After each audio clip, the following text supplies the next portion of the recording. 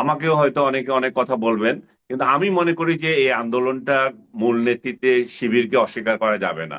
বৈষম্য বিরোধী আন্দোলন কি নিয়ে করেছিল? কোটা নিয়ে ছিল। কোটা নিয়েই তো সর্বশেষ পর্যন্তই ছিল। জাস্ট আপনি খেয়াল করেন 3 তারিখে এসে এটা বললো এক দফা। তখন এই যে কোটা নিয়ে যখন স্থগিত হয়ে যাচ্ছিল, যাদেরকে যখন ধরে ধরে নিয়ে যাচ্ছিল, তখন এখানে বড় একটা ভূমিকা শিবির অবশ্যই রেখেছে, যেটা শিবিরের প্রতিদ্বন্দ্বীরা আজকে স্বীকার না করলেও আহ, বলতেই হবে, এবং শিবির তখন স্বীকার না করলেও এখন করছে।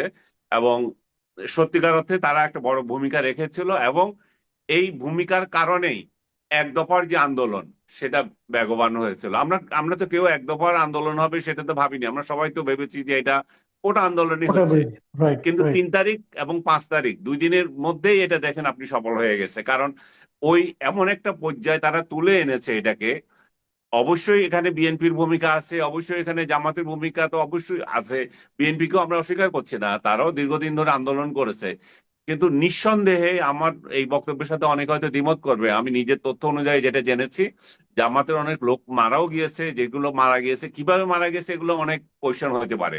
কিন্তু যারা মারা গিয়েছিল তাদের অনেকে জামাতেরই ছিল। ইভেন